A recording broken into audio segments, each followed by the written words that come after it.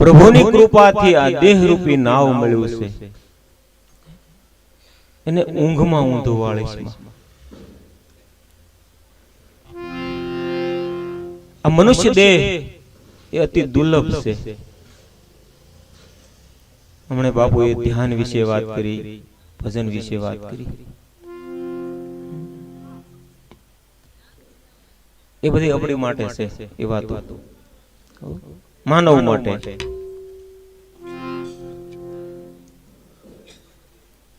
પણ આ વાત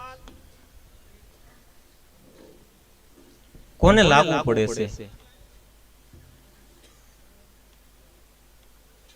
જેને શરમ પડે છે કાંઈક માનવ દેહની મર્યાદાની, ઈ લે છે કે અતિ દુર્લભ દેહ મળ્યો છે. કરોડો જન્મના પુન ભેગા થાય તો આ માનવ દેહ મળે છે, મનુષ્યનો દેહ. દેહ તો બધા મળ્યા જ કરે છે. અહીંથી ગયા એટલે સકડી ચાલુ જ છે.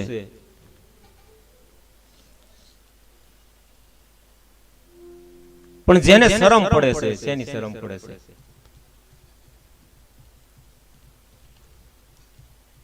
આ દેહની, પોતાના દેહની. આવો અતિ દુર્લભ દેહ મળ્યો છતાંય પ્રભુનું ભજન ન થાય. પોતે પોતાની મર્યાદા નથી. પાણીનો પાતો ચાલશે પણ ઉગતા છોડને ઉખેડીશ માં. ઉગતો છોડ જ્યારે આ બુદ્ધિ જાગૃત થયો પડી, બુદ્ધિ બધામાં હોય, પશુ પ્રાણી બધામાં બુદ્ધિ છે જ, પણ સુસુપ્તિ અવસ્થામાં છે.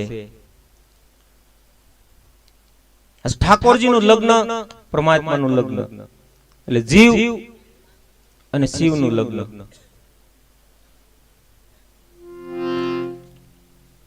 જે આ પ્રયાણ છે, આ લગ્ન છે, એક રામ તરફ પ્રયાણ છે, જે આધ્યાત્મિક માર્ગ છે. આ કામ તરફનો માર્ગ નહીં, રામ તરફનો માર્ગ છે. એ આ લગ્ન છે, મિલન છે, એક સાત્વિક મિલન પરમાત્મા. જે આત્મામાંથી વિખૂટું પડેલું આ મન, એનું લગ્ન, એનો સંબંધ ફરીવાર આત્મા રે અનુસંધાન કરીને છે. એટલે એમાં પોતે પોતાની શરમ, જેને આપણે સંબંધ બાંધીએ ને સામે એને શરમ પડવી જોઈએ. વ્યવહારિક ધરામાં, આધ્યાત્મિકમાં તો સામે બે નો આનંદ આવશે. જ્યાં કોઈને શરમ નથી પડતી વસ્તુની, આ અનમોલ વસ્તુની, ને વાતો કરો તો હું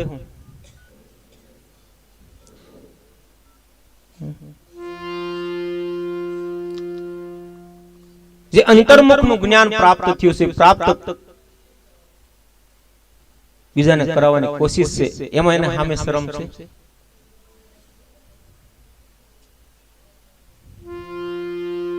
એક વિવેક, એક ગહન વાત છે, એમાં એને કેટલી શરમ પડે છે લેવાની.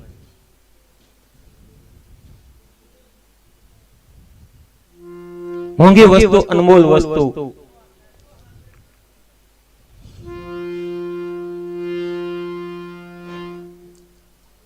એમાં જે પ્રાપ્ત થઈ છે વસ્તુ, એમાં એનો ભાર કેટલો લાગે છે.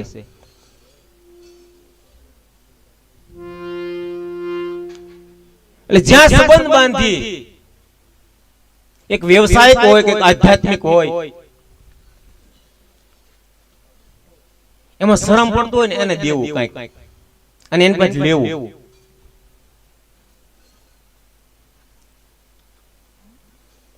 અનુભવ હોય ને ખ્યાલ આવે. આ શરમ ની વાત કરું છું ને, ઘણા અક્ષરો બોલી ગયો ને શરમ ની વાતમાં. હવે કરતા ભાઈ એને દેવું કઈક શરમ પડતી હોય ને એ વ્યક્તિને દેવું કઈક. તમે આખી જિંદગી ઘાય જાઓ ને પછી છેલ્લે એને કઈ શરમ ન હોય તો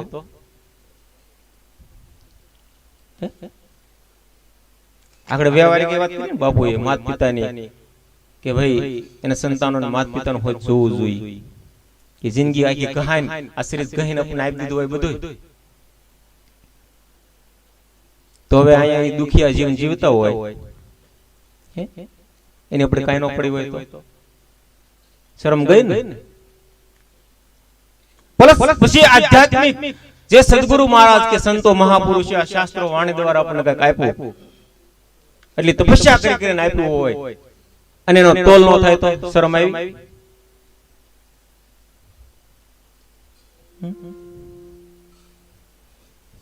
શું મર્યાદા રાખીએ આપણે એની? તો પ્રભુની કૃપાથી, સદગુરુની કૃપાથી નામ મળ્યું હોય, નાવ તો મળી ગયું પણ નામ હોય તો મળી જાય ને, ત્યારે આ નાવ તરી શકે.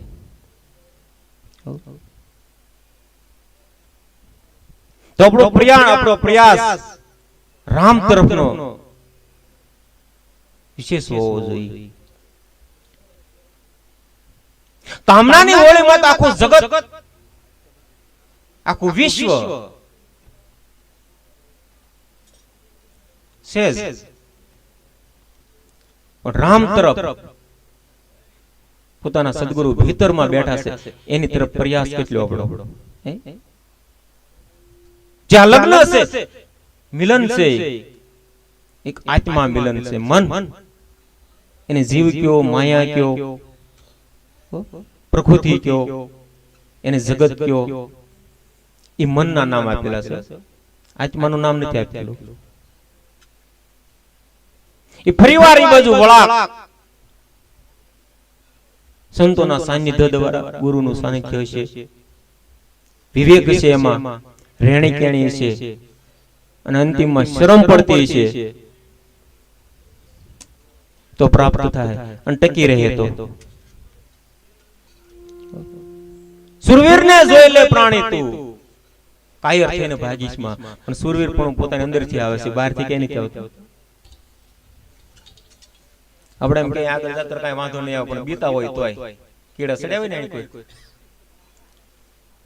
ગમે એટલું કઈ નહીં, ભય નહીં રાખતા, કઈ ડર નહીં રાખતા, તો આંકડો કઈક ઝાડવું બોલે ને તો બીક લાગવા મળે. સુરવીરતા ક્યાંથી આવે? અંદરથી આવે છે.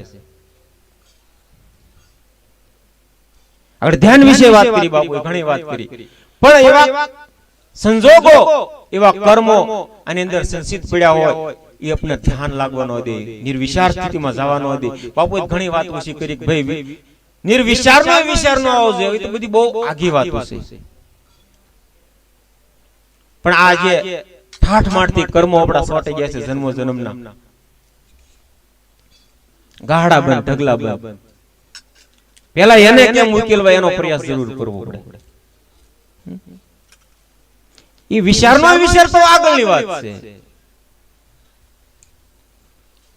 પણ જન્મો જન્મના કર્મ લાગી ગયા છે, પડ્યા છે. હાલ કર્મ, હાલ અવતારના તે કર્મ ઘણા લાગી ગયેલા હોય. ધ્યાન નહીં લાગવાનું કારણ, મન નહીં લાગવાનું કારણ આપણા કર્મ. કર્મનો અર્થ શું છે? લેતી રીતિનો જથ્થો, ઈર્ષ્યા, અદેખાય, અભિમાન, અહંકાર, આના હિસાબે એક જથ્થો થતો જાય છે. એ મન એટલું જટિલ બનતું જાય, એટલે ભયમાં કરે. પણ એને ભમવા દેવાનું, રખડવા દેવાનું. નામ સ્મરણ સાથે ધીરે ધીરે કોન્ટેક્ટ કરવાનો, એટલે ધ્યાન લાગશે, એટલે બધું એની અંદર આવવા મળશે. આપણે બેઠું રહેવાનું, મનને જ્યાં જવું એને જવા જ દેવાનું. શરીર છે મન આવશે જ પાછું, કારણ કે શરીર વિના મન રહી જ નથી શકતું ગમે એ શરીરમાં, કારણ કે એને જોઈએ શરીર વિના થોડું જોઈએ કે મન. ભલે આમ ગમે એટલું જોયું હોય ને જઈ આવે, પણ આને હિસાબે જ ને એને ઘર તો જઈ પાછું રહેવાનું. જેમ આપણે કેમ મકાન બાંધીએ, સેલે પડા ને હારા બંગલા, હારા અમારું ઘર તો મળ્યું છે માનવ દેહનું, એની સિવાય કે જાહે નહીં, પાછું જ આવે છે. પણ શરૂ કરી દેવાનો અભ્યાસ, પછી જેની જેવી સમજણ નામ વસનનું, પછી જે પદ્ધતિ કેવી શીખવાડી છે બેસવા માટેની, ધ્યાન અને સમરણ હરેક વ્યક્તિને કરવું પડશે. સોનું હોય ને ઘાટ ઘડવો પડે ને, કઈ ટુકડા ગળામાં ન પહેરાય કે કાને લગાડાય નહીં કે કટકાવડા બિસ્કિટ કે આમ કાને ન લગાડી કે આપણે આમ સોનું છે છતાંય આમ સૌંદર્યતા ન લાગે એની આમ શણગાર છે અલંકારો છે બધા એને ઘાટ આપવો પડે. એમાંની અંદર જે જઠરાગ્નિ છે, જે રજોગુણી તમોગુણી છે એને શુદ્ધ કરવું પડે છે. તપસ્યા કોઈ પણ કરવી જ પડે છે. આપણા અવતારો એમ કહે છે, ભગવાન રામ, કૃષ્ણ, મહાપુરુષો બધાએ ધ્યાન સ્મરણ કર્યું છે. એટલે મનને ભ્રમણામાં ક્યાંય કોઈ ન રહેતા કે કઈ કરવું પડતું નથી એવું. અભ્યાસ બધાને કરવો પડે છે શુદ્ધ થવા માટે.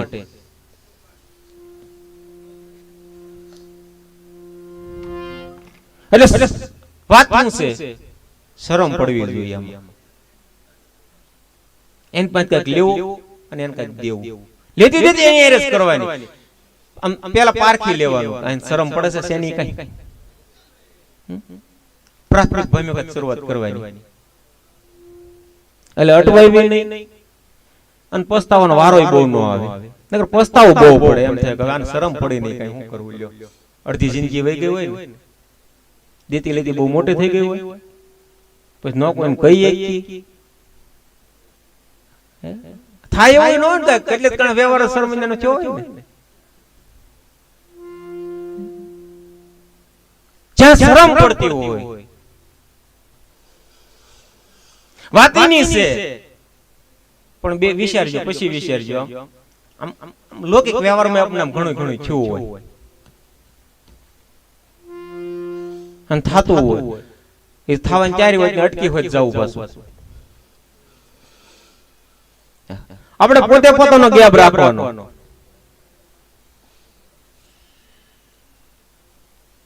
કે આ મનુષ્ય દેહ મળ્યો છે, એમાં રળી રળી રળી રળી નકરું આમ છે ને, આ શરીરને તોડવી નહીં નાખવાનું. આપણે કમાણી હાટું કરવાનું, આપણે પોતાની શરમ માટે.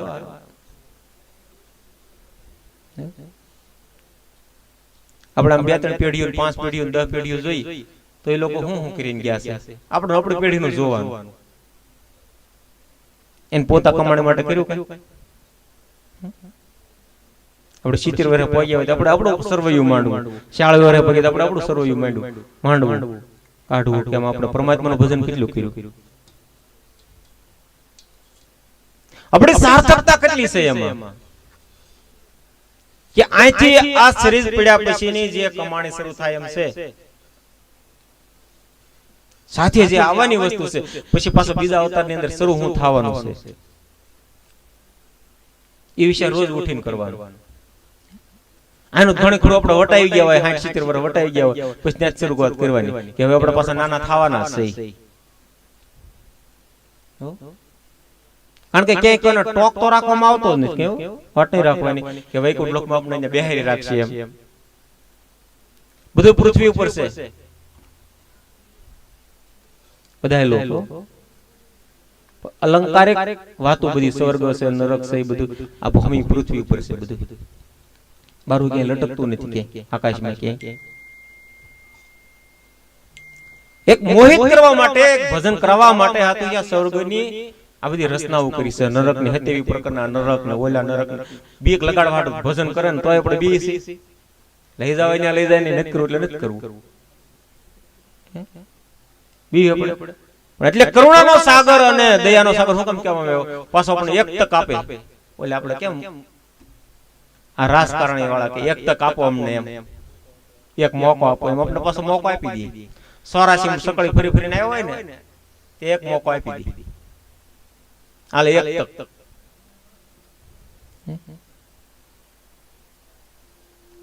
ઘણા ખબર હોય ભગવાન આપણને પાછા માનવ દેહ તો આપવાના છે, ભલે આપણે ક્યાં ઉતાવળ છે.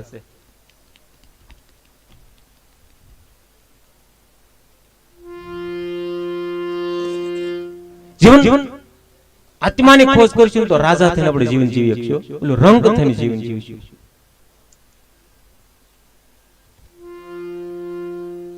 મજા આવશે જીવન જીવવાની. સંસારની અંદર પણ બધું સંસાર જ છે, સંસાર બાર કોઈ વસ્તુ છે એ પાછી નહીં. ભજન કરશું, સ્મરણ કરશું, પોતે પોતાનું સ્મરણ કરવાનું છે, પોતે પોતાને જ કામ લાગવાનું છે. પાછું આમાં કોઈ લઈ નહીં જાય. એમ બીજી મિલકતમાં બધા ભાગ પડાવે છે. આ દસ્તાવેજ એવો છે ને એ પોતાને એકલાને જ કામ લાગે. પાકો પાયો છે ભજનનો છે.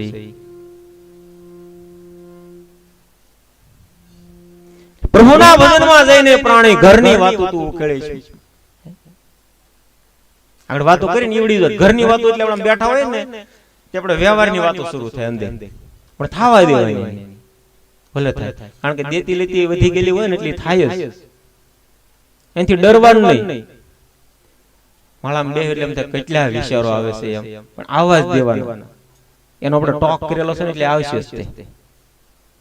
કઈ કામ ના હોય તો આપણે બેઠા બેઠા વિચાર નથી કરતા. આપણે ચાલુ જ હોય. એમ લગભગ 2% કામના વિચારો હોય. આપણે બેઠા બેઠા વિચાર કરતા હોય ને, બીજા બાકી તો 99-98% બધા હાવ બાદ બાકી કરવા જેવા જ હોય. એ ક્યારે નડશે એ વિચારો, એ આપણે માળા લઈને બેસીએ ક્યારે. આપણે થાય એમાં ક્યાં ખર્ચો કરી વિચાર કરવામાં શું જાય. બહુ ખોટા વિચાર કરેલા સંકલ્પ સિદ્ધ બની જાય કારક. એ પછી આપણે નડે. વિચારો બધા જ્યારે એક કેન્દ્રિત થાય વિચાર શુદ્ધ અને સિદ્ધ બને. એ તમારું કામ આપ્યો હોય ન રહે. મોળો વિચાર કર્યો હોય, મોળો સંકલ્પ સિદ્ધ કર્યો હોય તો એ કામ આપે, અને શુદ્ધ કર્યો હોય તો એ કામ આપે. એટલે સાત્વિક વિચારો કર્યા કરવાના બેઠા હોય ને તોય.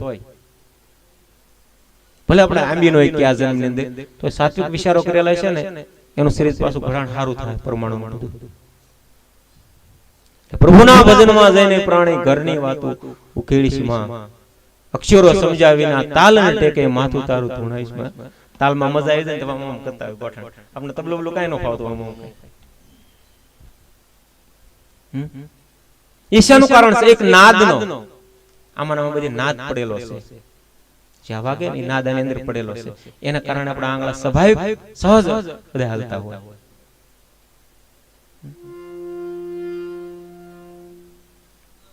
તો શરીર નું બંધારણ છે બુંદ થી છે, પણ એની અંદર પાછો નાદ પડેલો છે. જ્યાં આપણે પહોંચવાનું છે એ મંત્ર ઈ નાદ છે જે ગુરુ દ્વારા આવે, પણ એ શુદ્ધ થયેલો હોવો જોઈએ. અને સિદ્ધ તો કોન્ટેક્ટ એકદમ થાય અંદરનો. તમારા વિચારો જે છે એ એકદમ દબાવશે. પણ ગુરુ શીલો બે ખાલી હોય તો મળે કયો. અમે દક્ષિણાની વાટું જોતા હોય તો કાળુદા કેટલીક દક્ષિણા કરશે ત્યારે એમ થાય વિચાર ક્યાં કરતો હોય. સાત્વિક વિચારો, સાત્વિક વિચારોથી સાત્વિક ધ્યાન ની શરૂઆત થાય છે. એટલે સુરવીરપણું અંદર લાવવાનું અને અંદરથી પ્રાપ્ત થાય, બહારથી નહીં થાય. પણ એક નિયમ પૂર્વકનું જીવન શરૂઆત કરવાની. બધી વસ્તુમાં વિવેક કરતા શીખવાનું. આપણી મર્યાદા, આપણે શરમ પડતા કેટલા થાય છે.